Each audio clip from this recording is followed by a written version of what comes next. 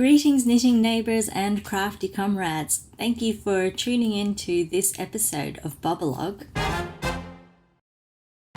Welcome to any returning viewers. I'm so glad that you're still joining me on my Fibre journey and coming along for the ride. And to any new watchers and subscribers, I really appreciate you giving me a chance, and I hope that you like what I have to say. My name is Bobolog, and I am a knitter and fibre crafts explorer in Victoria, Australia. I live with my partner on the lands of the Wurundjeri Woiwurrung people, and I would like to acknowledge them and pay my respects to their elders past, present and future. First of all, I just want to say that we have had a sick household this past week. My partner got quite sick last week and he's still getting over it. I am much more mild than he is, but I am definitely under the weather, so this episode may be a bit rougher than my usual. Housekeeping. If you want to follow up on any of the things that I mention in this episode, patterns, yarns, anything else I might talk about, I make an effort to put all of the links in the YouTube description below. So if you just open up the description, they should all be there. If anything is missing, please let me know, but hopefully I am on top of that. And also you can find me on Instagram at Platypus Knitting, and I'd also be very happy to have you as a friend on Ravelry, where I am under my own name, Bobolog. So today is just going to be one big handy dandy, which is the MiniMint test knit, which I believe I had mentioned in a previous episode. So it is designed by Natalie Sheldon of Remembrances Pottery, and she made an adult sized all over color work Christmas pullover design, and then she has also now come out with, well, it's not out yet, but she has made a version for I think it's from 6 months up to, I didn't actually check what size it goes up to, but maybe like, I'll just say child, I'll just say baby to child sizes. Clearly my foggy brain is gonna make this a very messy episode for you. Anyway, so both of those sweaters, the MiniMint and the MiniMint, were designed so that you can make them using scrap yarn if you want to. So when I signed up for the test knit, I decided that I really did want to do that. So I went through my stash of fingering weight yarns and pulled out all of the ones that I had, pretty much, including all of my little leftover balls. So I pulled out all of my balls of fingering weight yarn that I have in my stash, everything from little tiny bits of leftovers to whatever full skeins I had left. And then as I was matching up, or as I was selecting the colors, I realized that I couldn't use a lot of the solids that I had, which were mostly from Tandwan Coot, because they are not superwash yarns. And because I am making this jumper for a baby, I want it to be able to go in the washing machine.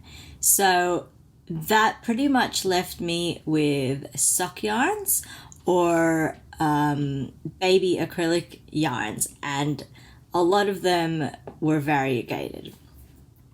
So that was a bit of a challenge trying to put them together. I did also have to use, or I chose to use, some acrylic mohair yarn, which isn't a baby yarn, but because it's acrylic, I'm hoping that it is still suitable for a baby. I have used it in baby projects before. I used it in the in a marled pullover vest thing that I made earlier this year. But I wanted to use that one because that one had some really nice bright colors in there. In particular, it had a nice bright green, and all of the other colors that I had were in pretty sort of darker muted tones. So I wanted something in there that would give it a bit more vibrancy, because it's for a kid and it should be happy and bright and fun and colorful. So I have shown this before, but this is the swatch that I made, and I made this on quite a few different needle sizes trying to get a gauge, and I thought that this was enough of a color play around for me to be able to put yarns together that I would be happy with. So for example, this one here, this candy cane one here, some of the tone values are pretty similar in the variegated skein to the red, but I still feel like there was enough contrast to pair that variegated and that solid together. But then up here, these are using the same yarns, but then all of a sudden a gray appeared, which is getting more lost in the red background. I was aware of that, but I kind of just thought I'm gonna go ahead with it, because I still think that the section with the oranges looks quite nice with the red. So I thought I'll still go ahead with it. Hopefully there won't be too much of the gray, and it will still work out. And with all of the other color plays that I had done as well, I thought that I was pretty set on how I would combine the colors. So I started making a version, and I got up to the point where I had separated the sleeves and just started working on the body. And then I knew I wasn't happy with it. I knew I wasn't happy with how the candy cane bit looked, because a lot more of the gray showed up. And a lot of the pattern was lost. You couldn't really see it. And from when I had knitted that candy cane stripe bit through to, what am I trying to say? I knew when I was making the candy cane section that I didn't like it.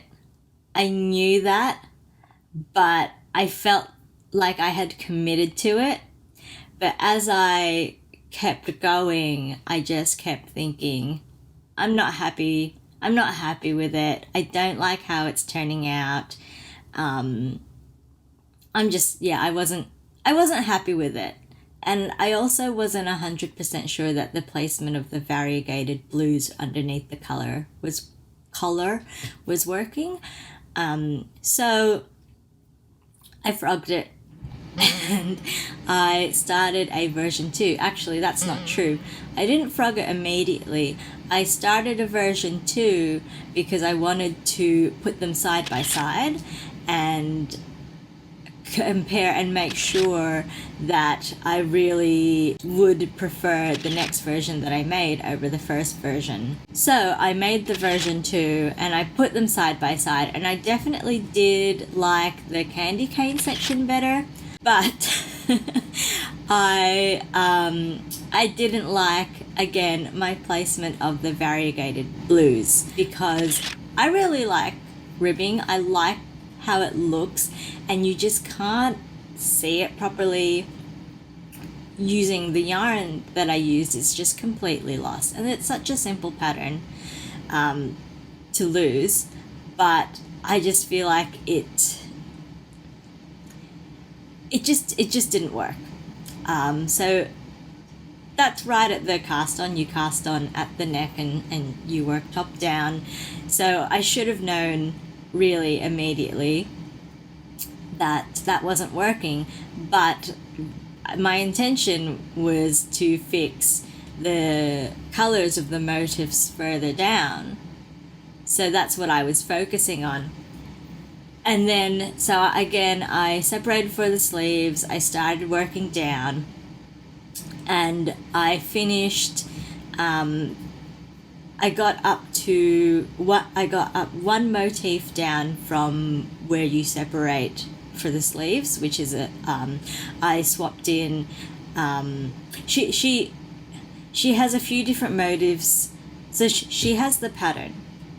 But at the very bottom of it, she says, if you want to swap out charts for different ones, these are all the ones that are the same size, and these are all the ones that are same size, which is fantastic.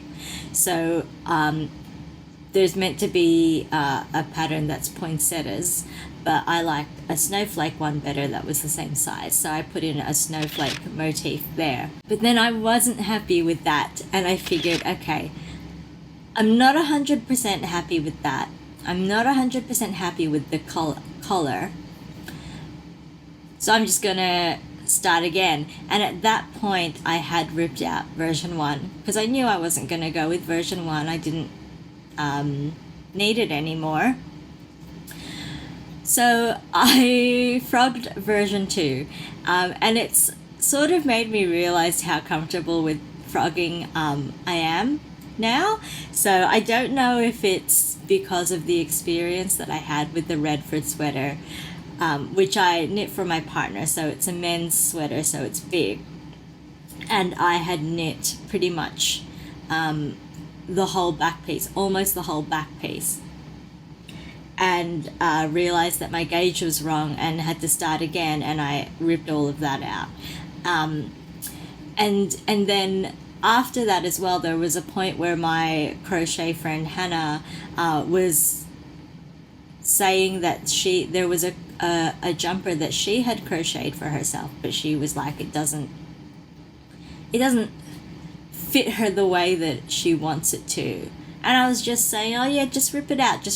I have no idea what she's actually done with it now, but I feel like I've just gotten to a place in my knitting where it's just, if you're not happy with it, why would you keep it? And I understand, you put all of this time into it and it's lost time in a sense. You can look at it like that. Like, you've put in all of the work and you don't want to sacrifice, you don't want to lose that. But really, for me, it's just, if you're going to end up with something that you're not happy with, then it's not worth it. It's not worth it to put in all of the time to finish it. And it's not worth it. Full stop. That's it. So I very happily and very easily ripped out both of those versions that I had done. And I started on a version 3. I have to say, one other thing that I wasn't happy with both versions 1 and 2 is that the sections where there's the green, which is the mohair, they were getting paired with a baby acrylic yarn, which was a solid white color.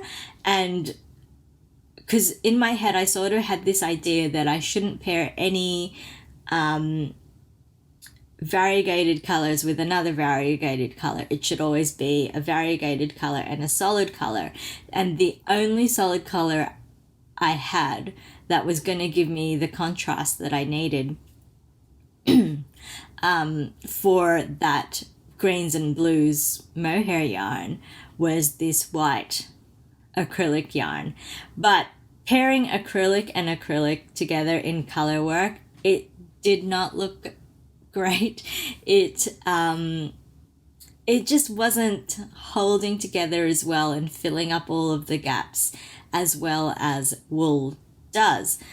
But I thought, I've committed to only using stash yarns. This is what I have to work with. I've just got to go for it.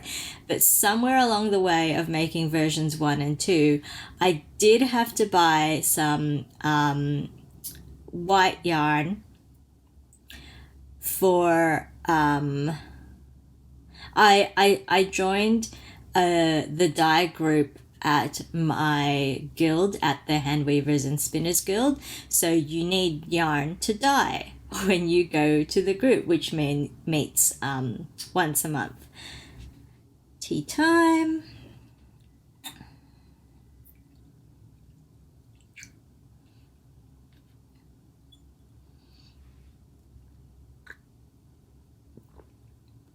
So I didn't really have anything in my stash that I could bring to that, so I had to buy some white yarn, and I bought some white fingering weight baby yarn that was 100% wool.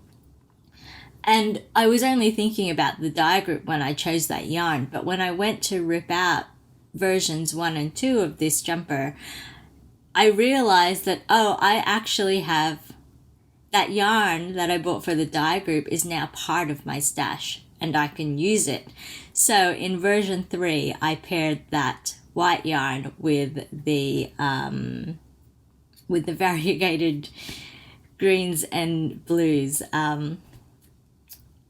Yeah, sorry that I'm just a bit spacey and slow and mind wandering this episode. Brain fog. I'll just keep going, shall I?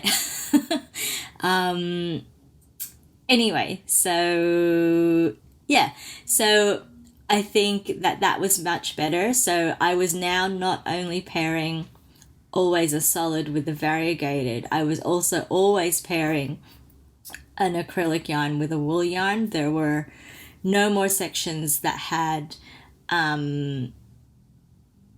just acrylic. And yeah, so I'm really happy with that for one thing.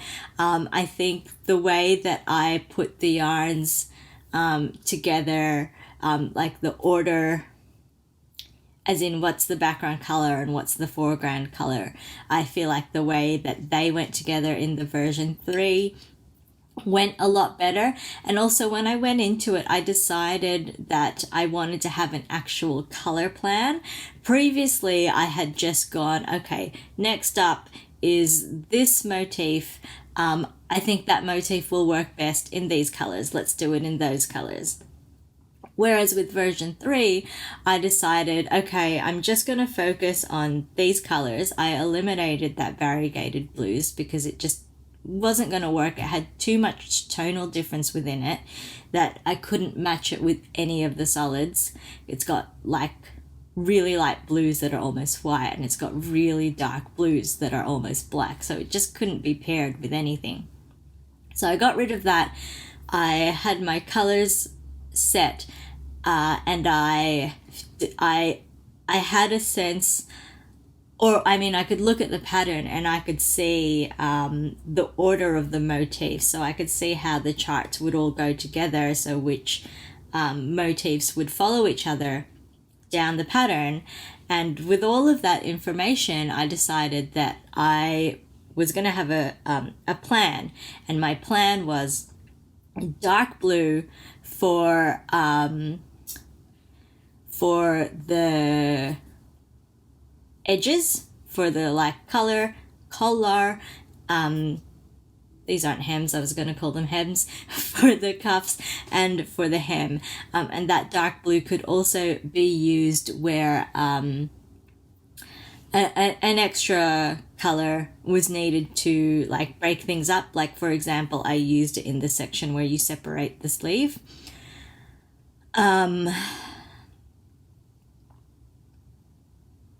Yeah, so the dark blue for that. And then looking at the order of all the patterns and my preferred colors for each of those, I was able to do it so that going from the top down and ignoring all of the blue sections, it was going to be gray, red, greens. I mean, it's not all greens, it's greens and blues. Gray, red, multicolored. Gray, red, multicolored. Gray, red, multicolored. Gray, red, multicolored. All the way down with just the dark blues where I needed to have an extra color. And that worked out really well. I was so happy with how that turned out. I think that was really, really great. I was really happy with the color plan. I feel like it made sense and I feel like it looked good. So that was the body of it. But then when you get to the sleeves, it's planned out a bit differently. So the sleeves start with 3 of the same motif in succession. And how she has actually designed the pattern is that there are 2 different chart options for the sleeves so that your sleeves don't have to be matching. I decided that I did want them to be matching, so I chose the charts that I liked better. And it is a bit of a shame because I'm knitting the 12-month size, which is of course one of the smaller sizes. It wasn't big enough for me to be able to go through all of the charts, and I had used most of the patterns already in the sweater, but because the sleeve is, you know, only this long and not this long, I couldn't put in a lot of the charts that she had put together. Just the different orders that they were in, the way that they interacted with each other, I didn't really get to play around with that. So if I do ever get around to making the MiniMint for myself, then I will be able to put everything in, which will be excellent. But anyway, for this version, I wasn't able to go through everything, but I also couldn't have the same color plan that I had previously because of how it starts with 3 of the same motif. And for a while I was thinking, should I continue the color plan with that? Because there's 3 motifs. My color plan was 3 different colors. Should I just keep going and do each of those motifs in the different colors in the same order coming down?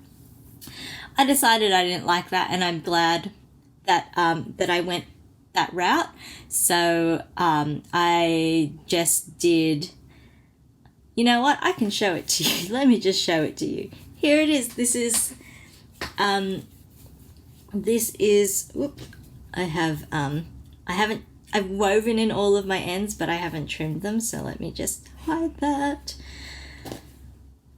So there it is. That is my finished MiniMint sweater. It has gone through the washing machine and survived, and it has been blocked.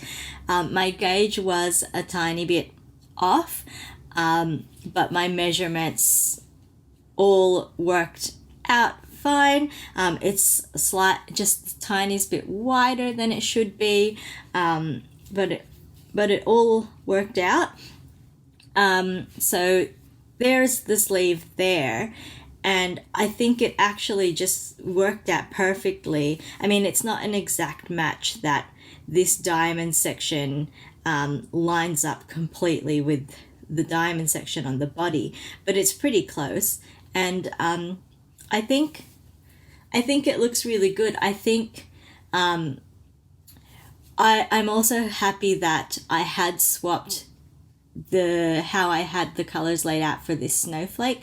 So in the version 2 one, I had the white as the background and I had the variegated colors forming the snowflake, and I had felt like you couldn't really see it very clearly in that version.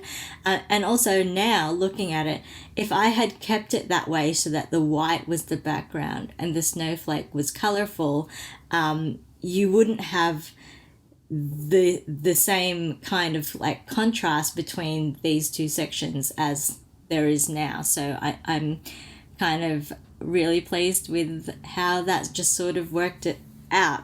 A couple of things for this pattern for me and my gauge and my way of doing things is when I made versions 1 and 2, I had been measuring as I went to make sure that I was matching the schematic, and for both of them the collar was coming out on the small side, and I also ended up knitting everything on the same size needle. So she has it so that, as usually happens, the ribbing is done on a smaller needle. For me, and with my gauge, I was doing everything on the same needle size, and the neck wasn't getting the circumference. I mean, it would have if I had stretched it out, but just sitting as it is, it wasn't there. So when I made this third version, I cast on the number of stitches and I did the ribbing in the next size up. And then in this grey stockinette section, I adjusted the decreases so that I ended up with the right number of stitches to get it back to the size that I was actually knitting. And now the neck is the size that it should be. For my version, I feel like it doesn't look as nice. It looks too wide. Proportionally, my versions 1 and 2, where I had done everything for the same pattern size, it looked right. This one looks too wide. So I am actually thinking about doing some tricky unpicking where the grey and the holly motif meet up, and unraveling the whole grey section and somehow redoing it all in ribbing just to sort of help it pull in a bit more and sit a bit nicer. So I might try that, I might not. The only other thing, again, for me and the way that I've done my colours is I wish that I had I wish that I had done one row in the dark blue between the start of the sleeve and the bottom of the yoke here. So when you separate for the sleeves, you do that in this in a different color yarn. Showing you the back of it, so you get a line there, which isn't the clearest because it kind of matches the colors of the variegateds that I've got there, but it would have been nice to have that distinction here as well. If I am feeling up to it before I have to send this off, I may also do a tricky... I feel like I'm just making it really hard for myself, but I may do a tricky unpicking there and, you know, grafting, like knitting a row of the blue and grafting that there. I don't know, though. I mean, I am happy with how it's turned out. The things that I would change about it are just more about,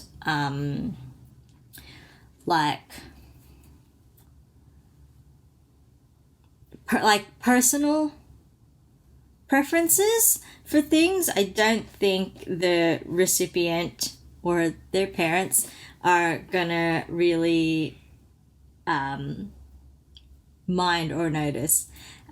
Anyway, so let's see, is that all that I wanted to say?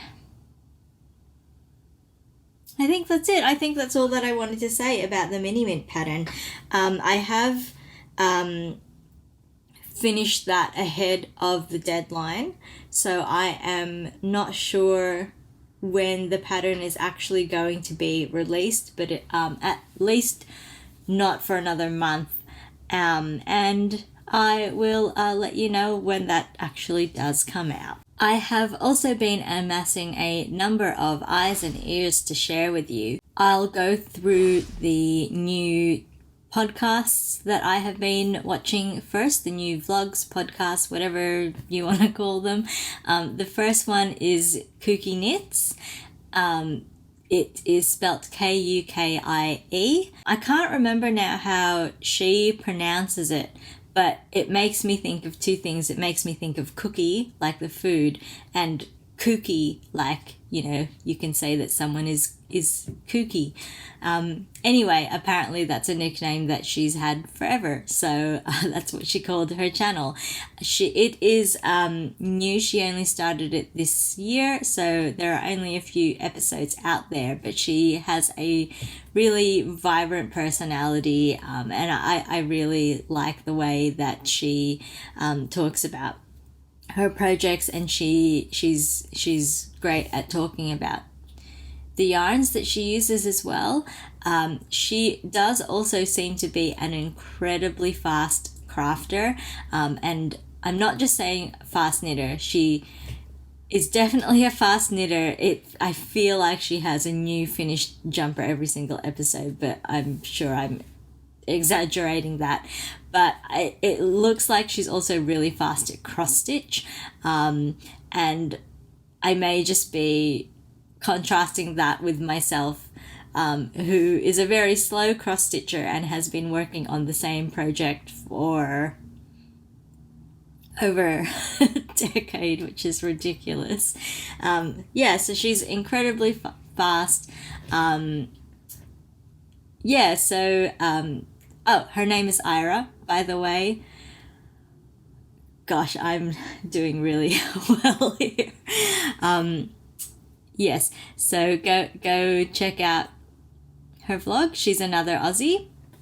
Another one that I have started watching recently, which is a few years older, so has more content, is actually a spinning channel, not a knitting channel. So it is the Tiny Fibre Studio, who is Bex, and she is in the UK. She is also a knitter, and when she started her vlog, she had this idea that she would only knit from her hand spun that year, which was 2017. So I'm still going through her vlog. I did watch her playlist, which is 51 yarns, and is based off a book by Ply Magazine, by JC Boggs Faulkner of Ply Magazine, 51 yarns to spin before you cast off. So she was making that series in time with a spin along that Ply Magazine was doing to coincide with that book coming out. She didn't get through all 51 yarns, which is such a shame, but I think I will probably get that book myself at some point, because it seems like a nice one to have in your library. But I really like the way that she went through each of those. So she wasn't just doing like, this week the theme is chain plying. Watch me chain ply this yarn. She talks about all of her experiences and what she knows about chain plying, and so she's really giving you like a lot of insight and information about into what she knows about the subject. So I really appreciate that. There are some really good nuggets of information sprinkled throughout that one. So I recommend that one as well. Oh, I do also want to say there have been a few times this year where I've mentioned that I want to have a stash that I can play with, and I want to have a stash that I feel more like I can just do whatever I want with. And I'd always struggled with like how I was describing that. I was never really happy with saying I just want a stash that I can play with, because that wasn't exactly what I meant. But Bex talked about, there was one episode, I think in the 51 Yarns series, where she talked about having a stash that reflected who she was as a knitter at that point in her life. And she said that, and it was just like light bulb moment for me. That is exactly what I actually mean.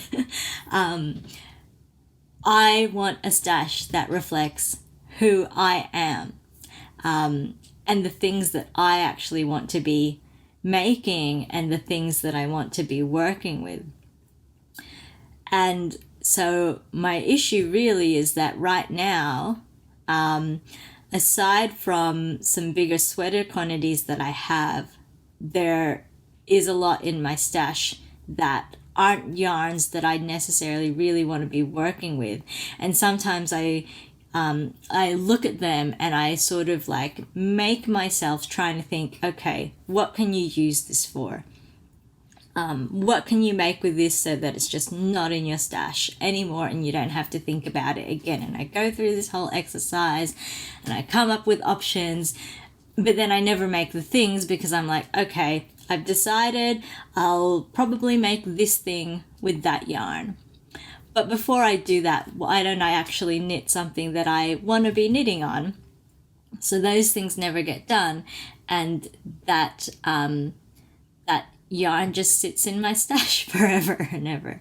So I think the way that she said it is really what I mean.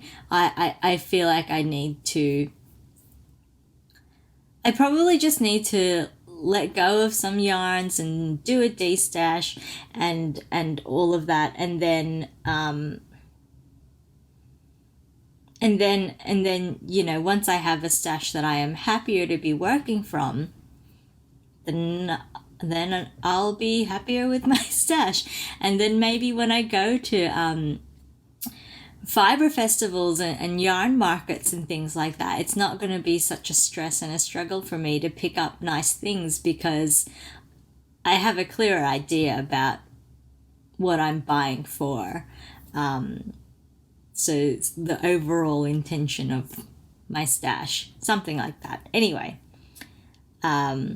yeah, I thought that was really good. The third vlog that I want to recommend is another Aussie one, and it's another fairly new one that doesn't have a lot of episodes. There are a few there, but it is the Tailor Made podcast, which is Sarah Taylor, and I love her. I think she's amazing.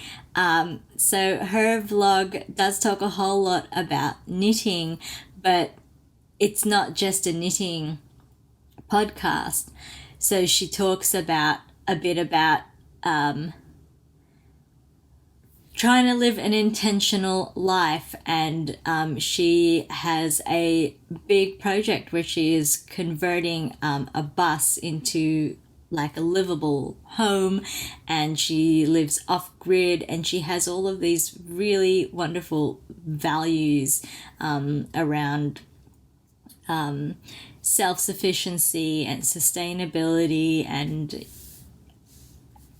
caring for the environment, and just all of these really wonderful aspirational values.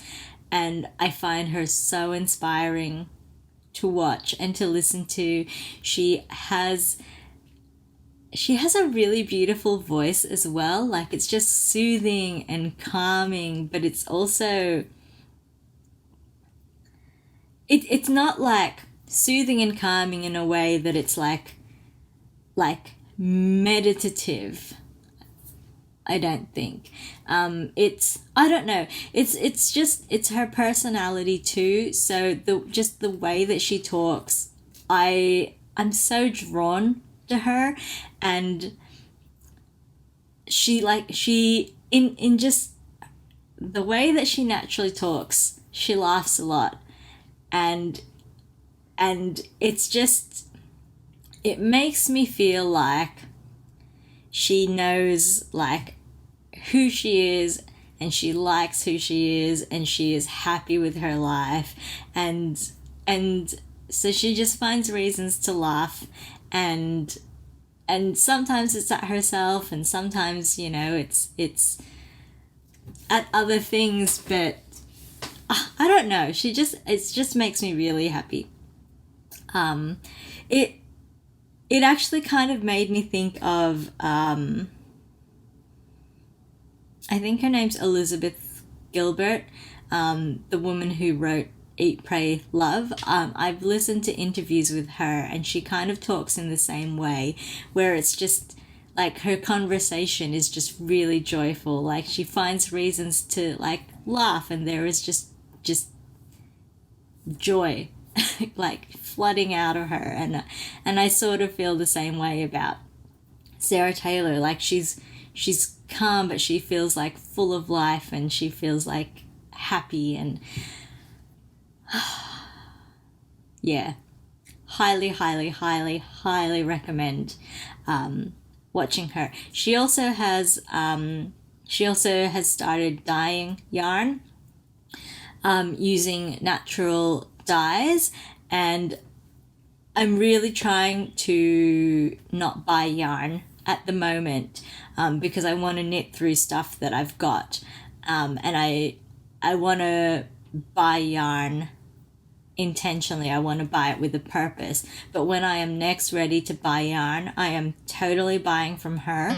One of her bases is Peruvian Highland wool, which is, I believe, the same that I believe Cascade 220 is also Peruvian Highland wool, and I used that for the first time this year, and I really enjoyed working with it. So I am super keen on getting some of Sarah's naturally dyed Peruvian Highland. And that is it for the vlog recommendations. There are just 3 other little things that I wanted to mention that I just wanted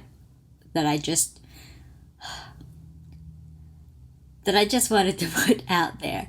The first is that YouTube suggested a video for me, which was on flax to linen. So it shows this group in Victoria, Canada, who are dedicated to producing linen from flax in the traditional way. So it's a really interesting video. They go from planting the seeds to grow flax, to harvesting the plant, and the whole process, everything that you have to do to prepare it to wind up with a fiber that you can spin from, and then, you know, weave and knit or whatever you want to do with it. I think it's amazing.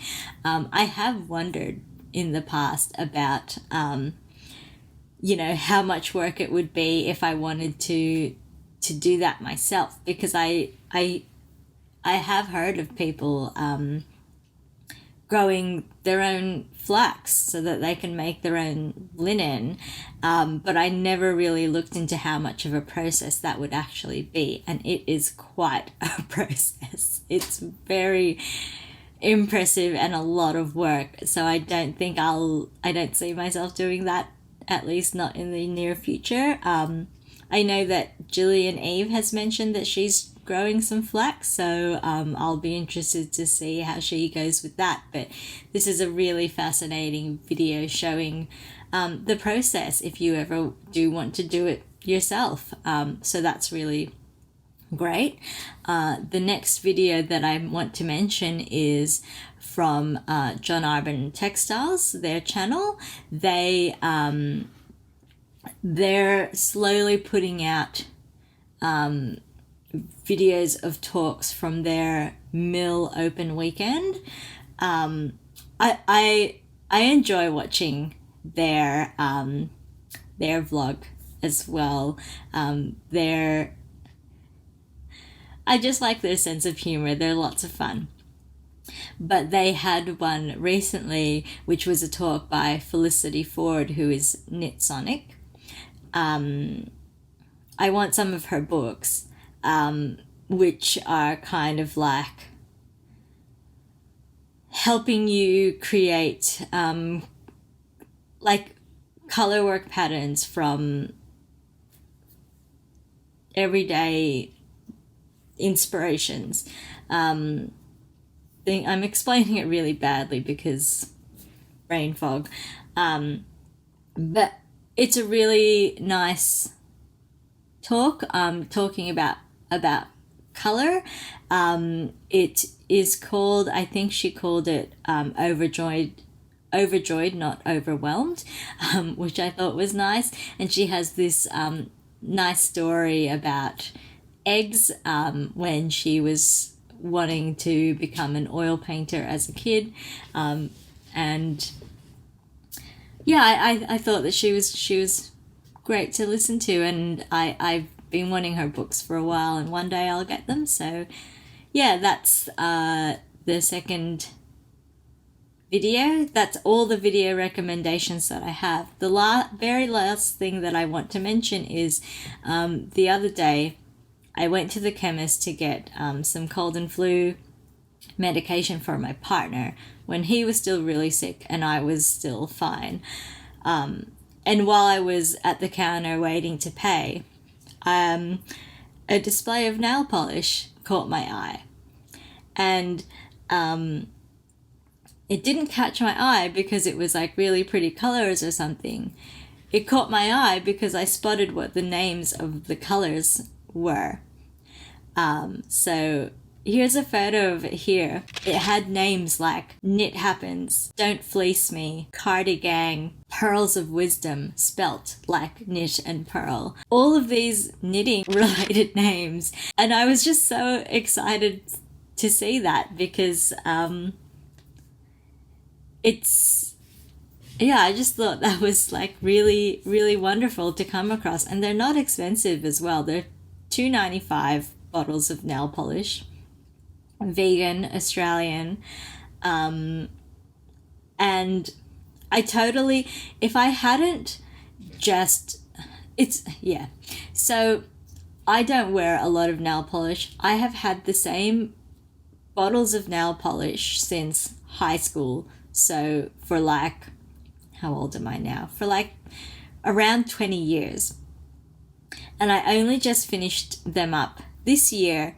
So I bought new nail polish for the first time in forever this year.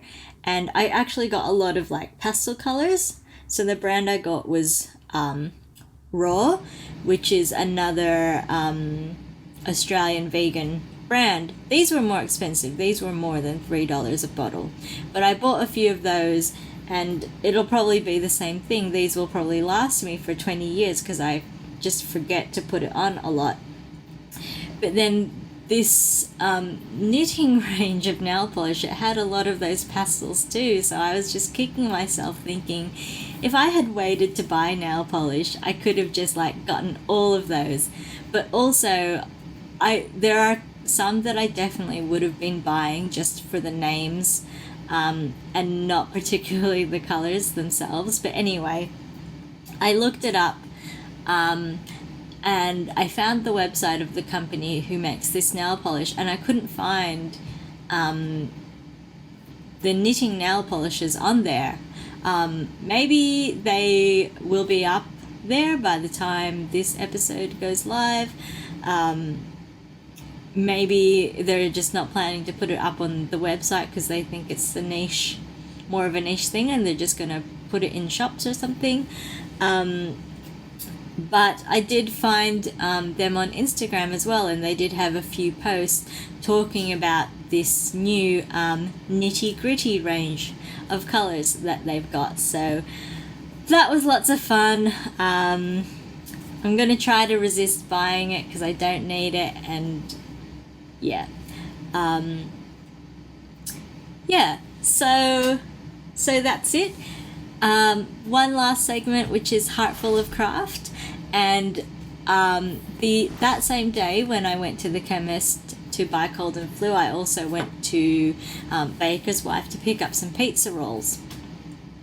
So on the high street near me, I had gone to the chemist and bought cold and flu. I had gone to a different chemist and bought some rats, and then I went to the bakery to get some bread, and my card was declined. The same card that I'd used at the two other shops. Couldn't figure out why. I opened the app to see if they were doing maintenance or anything like that, and there was nothing. So I tried again. It was still declined. I tried a different card, which is for a different account but with the same bank, and that was declined too. I don't have any other. I'm only with the one bank.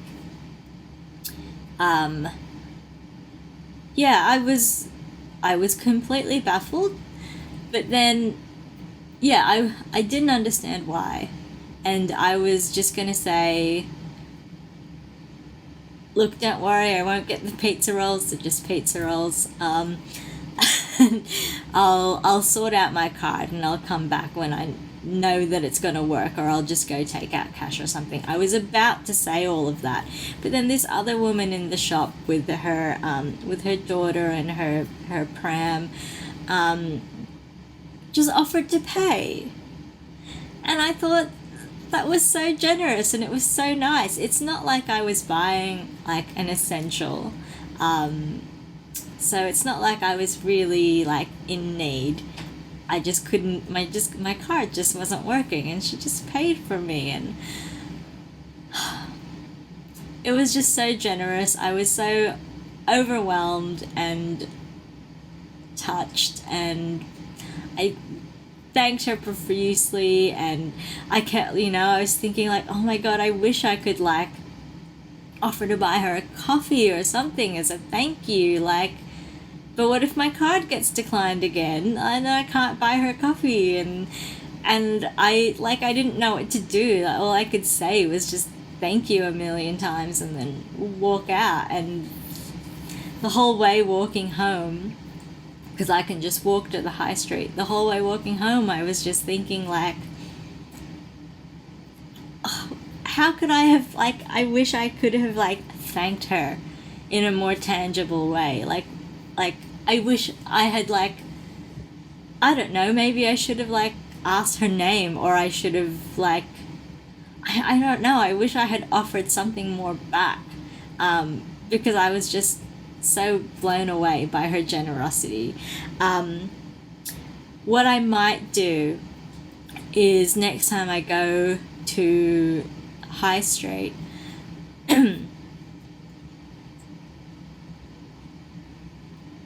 I might go to the bakery and ask if they can do one of those pay it forward type things. I've seen this thing at cafes. I don't know that I've ever seen it at cafes here in Australia, but I've seen this online where there were a couple of cafes, I think in the US, that had a system where you could buy extra coffees. They had a thing that it was called, I can't remember what it was called, but you could go and you could say, like, I'll have a coffee for myself, and I'll also have a coffee for blah blah blah, whatever they called it.